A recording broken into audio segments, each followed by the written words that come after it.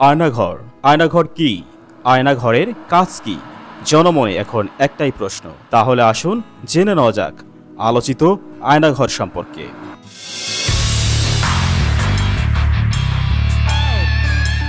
আয়নাঘর শব্দটি শুনলেই আমাদের কল্পনার রাজ্যে আয়না দিয়ে ঘেরা কোনো সুদৃশ্য, মনোরম এবং মজার দৃশ্য ভেসে ওঠে।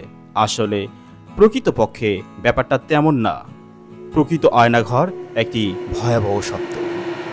আয়নাঘর হলো একটি গোপন টর্চার সেলের নাম, যা ডিজিএফআই বা প্রতিরক্ষা গোয়েন্দা অধিদপ্তরের মাধ্যমে পরিচালিত হয়ে থাকে।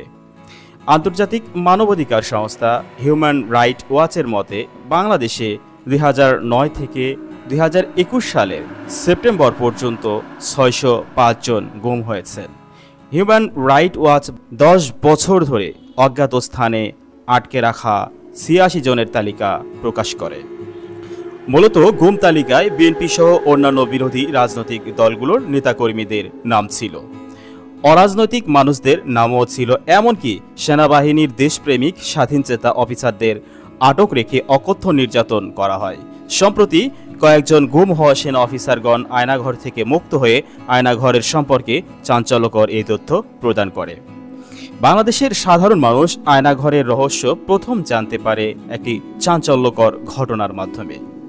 সেলিম নামক একজন মালয়েশিয়া প্রবাসী উক্ত ঘটনা বর্ণনা করেন। সেলিম বলে, মূলত সাধারণ মানুষকে জঙ্গি নাটকের নামে আটক করা হতো। তারপর আটক লোকদের ওপরে আয়নাঘরে অকথ্য নির্যাতন করা হতো। তার দেয়া তথ্যের ওপর ভিত্তি করেই বাংলাদেশের এই গোপন ডিটেকশন ক্যাম্প এর ঘটনা প্রকাশ্যে আসে। সেলিম আয়নাঘরের রহস্য ফাঁস করলেও বেশিরভাগই নিজের জীবন ও পরিবারের নিরাপত্তার কথা চিন্তা করে কোনো প্রকার মুখ খোলেনি। সাদা কাপড়ে পুলিশ সে আসামিদের তুলে নিয়ে যাওয়া হতো। পরবর্তীতে তাদের আর কোনো খোঁজখবর পাওয়া যেত না। গুম হওয়ার ভয়াবহ অভিজ্ঞতা নিয়ে কথা বলতে গিয়ে সেলিম জানিয়েছে, এই গোপন বন্দিশালার দেয়ালে দেয়ালে অনেক মানুষের বিভিন্ন তথ্য সংবলিত বার্তা তিনি দেখতে পেয়েছেন। দেয়ালের গায়ে অনেকে ফোন নম্বর লেখা দেখতে পেয়েছিলেন। সেলিমের আগে থেকে যারা বন্দী ছিলেন তারা সেলিমের কাছে আকুতি জানিয়েছিলেন তাদের গুম হওয়ার তথ্য তাদের পরিবার বা তাদের আত্মীয় স্বজনের কাছে জানাতে। সাধারণত চোখে কালো কাপড় বেঁধে ওপরে একটি টুপি পরিয়ে গোপন মাইক্রোবাসে করে নাকি তুলে নেওয়া হয়েছিল সেলিমকে। কিছুক্ষণ পরে তিনি জানতে পারেন তাকে আয়নাঘর নামে একটি অবৈধ কারাগারে বন্দী করা হবে, যেটির দায়িত্বে আছে বাংলাদেশের প্রতিরক্ষা গোয়েন্দা মহাদপ্তর ডিজিএফআই। এভাবে সেলিম ওই আয়নাঘরে বন্দী থাকার ভয়াবহ অভিজ্ঞতার কথা বর্ণনা করেন। সামরিক গোয়েন্দা সংস্থার এক গোপন আস্তানায় তাকে এবং আরও বহুজনকে আটকে রাখা হয়েছিল। এই গোপন আস্তানার নামই আয়নাঘর, যেখানে বিভিন্ন সময়ে গুম হওয়া মানুষদের বন্দী রাখা হয়েছে। সেলিম জানায়, এই গোপন কারাগারটিতে জল খাবারে দেওয়া হতো সামান্য শুকনো বিস্কুট আর জলের বোতল। দিন রাত গাঁ গাঁ শব্দে একজস্ট ফ্যান চলত। মাঝে মাঝেই নাকি বিমান ওঠানামার শব্দও পেতেন।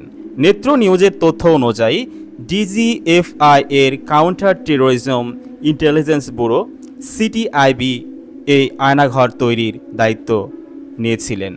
2016 সালের পর থেকে 4 জন ব্রিগেডিয়ার জেনারেল পদমর্যাদার সামরিক কর্মকর্তা সিটিআইবির পরিচালক হিসেবে দায়িত্ব পালন করেছেন।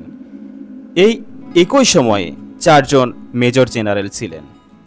আয়নাঘরের ইতিহাসটা আরও ভয়াবহ। শুধু বাংলাদেশ না, গত শতকে ফ্রান্স আলজেরিয়ার স্বাধীনতা আন্দোলন দমনে গুপ্তভাবে গুম করার পদ্ধতি হিসেবে আয়নাঘর ব্যবহার করেছিল, যা পরবর্তীতে দক্ষিণ আমেরিকায় রপ্তানি করা হয়। Guatemala, Nicaragua, El Salvador, Chile ও আর্জেন্টিনার বামপন্থী বিপ্লবীদের গণহারে গুম করা হতো। এই পদ্ধতিকে গোস্ট ফ্লাইট বলা হয়, যেখানে গুম হওয়া ব্যক্তিদের ফিরে আসার কোনো সম্ভাবনা ছিল না। যা হোক, 2009 সালে আওয়ামী লীগের ক্ষমতায় ফেরার পর বাংলাদেশেও এই বলপূর্বক গুমের ঘটনা বেড়ে যায়, যা সরকারের দমননীতি হিসেবে ব্যবহৃত হয়। না জানি কত মানুষ এই আয়নাঘরে টর্চার ছেলে বন্দী হয়ে আছেন এখন পর্যন্ত। হয়তো ফিরবেন, হয়তো ফিরবেন না স্বজনের কাছে।